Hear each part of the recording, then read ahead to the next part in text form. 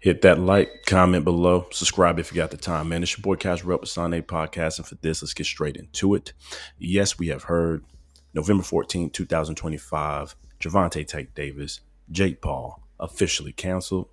Let's talk about some real boxing though. November 8th, 2025, we got the likes of Virgil Ortiz, Erickson Lubin getting it on in Fort Worth, Texas, right? We got a good scrap at 154 pounds. Real boxing, real fighters, real men. And I mean, let's get straight to it. I really don't see this fight going all the way, but I do see it being potentially a fight of the year contender.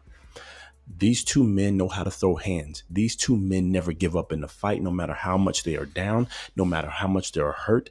These two men never quit. And more importantly, to make fight of the year contender, both men got power, both men got pop, and both men have the ability to get the other one out of there, right? Now, the favorite obviously should be Virgil Ortiz. You know, this fight's going to be leading to the likes of Duran Boots Ennis, who finally made his bones at 154 pounds, getting him a good stoppage, a good early stoppage. You know, his welcome fight, warm up fight to the 154 pound division. So there's a lot on the line for Virgil, and a lot of people expect him to beat the likes of Erickson Lubin. To this date, he's fought probably the better competition in the last 2 years or so. Erickson has not been very active since 2023, only having that one fight earlier this year. And, you know, we're going to see if that ring rust is setting in.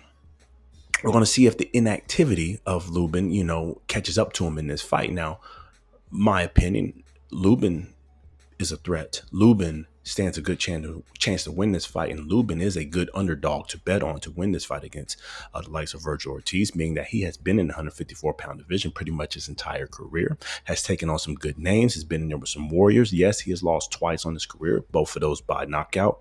Well, one by pure knockout from the likes of Jermell Charlo, early first round stoppage out of nowhere, really, and it was knockout of the year, I believe, for that year. It was fantastic. It was crazy, well placed. I mean, I hated it for Lubin, but it was a damn good knockout.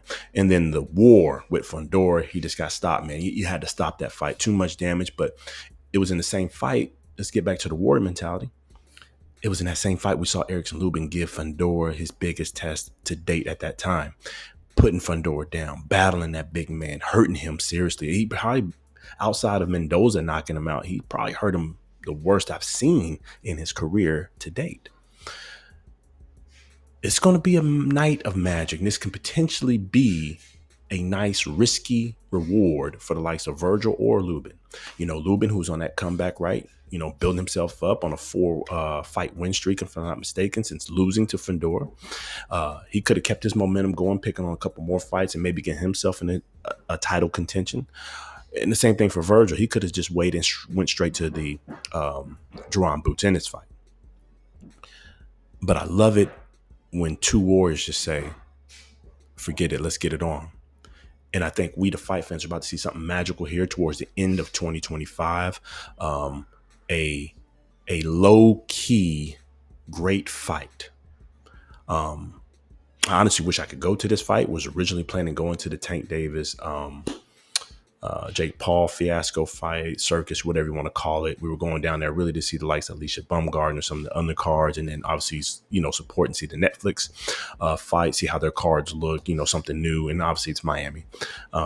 So just to check that out, but that fell through obviously because Tank can't keep his hands off of people. So we got another video on that, but this is a fight. If you can make it, Fort Worth, February 8th, 2025, you want to see two men get it on. 23-0, Virgil Ortiz, 21 knockouts, man. A warrior. Went to bat with the likes of Boachuk. Got knocked down in that fight, 2 or 3 times, but kept pressing it, kept pushing, and kept throwing hands and never gave up, and saw himself with a nice, close decision victory there. Beat Madrimov in his last fighting out.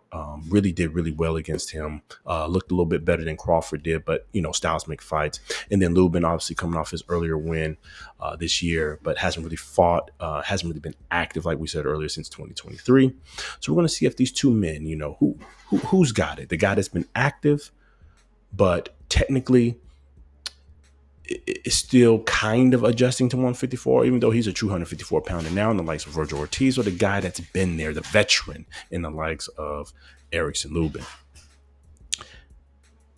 This is going to be a fight. And this is not our true breakdown, right? This is just saying this is a risky reward. This is just our entry, right? We're going to do our 3-minute fight, draw a 3-minute fight breakdown as we get closer to fight week here to give our official prediction. But we really want to help push this fight a little bit because it's low key, but it's a good reward. Both men need this. Both men want this. Both men have pop. Both men have power. Both men have heart of warriors that can give us something that the sport of boxing really needs to start pushing, and that's true fights, real warriors.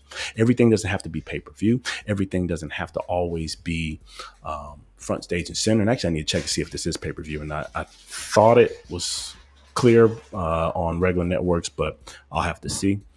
But either way, everything doesn't have to be a $20-30 million pay-per-view and we're just wasting money, right? The promoters putting X amount of dollars out to get this thing going. Then the fans have to put out another $100 for the pay-per-view event itself. It doesn't always have to be pay-per-view or big mega fights. It can be two good fighters, two good warriors in the same period, getting it on, getting this fight going and getting their things going and really giving the fans something to see, something to watch. And I think that's what we're going to get November 8th, 2025. I can't wait.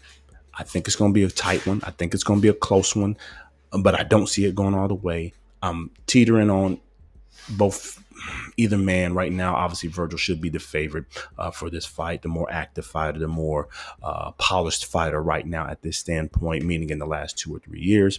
But Erickson Lubin stands a damn good chance to take this fight. It should be a good war, should be a good fight. Let's push this thing. Let's get it going. Anyways, we will be back with our official breakdown a little later in this week for the 3-minute fight draw, 3-minute fight breakdown. But anyways, man, we appreciate the love, appreciate the support, appreciate you rocking with us, man. We took a little time off, but now we're back. We're back to it. The Silent A podcast, going quick, going fast, man. Hit that like button first, comment below, and always subscribe if you got the time. It's free. It's early in the morning over here. We getting to it, about to get this breakfast going for the day. Rock out with us. We back. We strong. Anyways, it's your boy Kaz Real to the Silent A podcast. Till next time, peace.